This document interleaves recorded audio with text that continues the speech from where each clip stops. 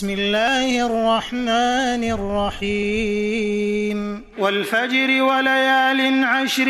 والشفع والوتر والليل إذا يسر هل في ذلك قسم لذي حجر ألم تر كيف فعل ربك بعاد إرم ذات العماد التي لم يخلق مثلها في البلاد وثمود الذين جابوا الصخر بالواد وفرعون ذي الأوتاد الذين طغوا في البلاد فأكثروا فيها الفساد فصب عليهم ربك سوط عذاب إن ربك لبالمرصاد فأما الإنسان إذا ما ابتلاه ربه فأكرمه ونعمه فيقول ربي أكرمن وأما إذا ما ابتلاه فقدر عليه رزقه فيقول ربي أهانن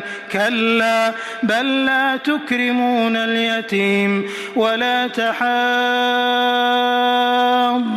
على طعام المسكين وتأكلون التراث أكلا لما وتحبون المال حبا جما كلا إذا دكت الأرض دكا دكا وجاء ربك والملك صفا صفا وجيء يومئذ بجهنم يومئذ يتذكر الإنسان وأنى له الذكرى يقول يا ليتني قدمت لحياتي فيومئذ لا يعذب عذابه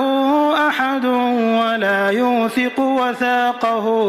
أحد يا أيتها النفس المطمئنة ارجعي إلى ربك راضية مرضية فادخلي في عبادي وادخلي جنتي.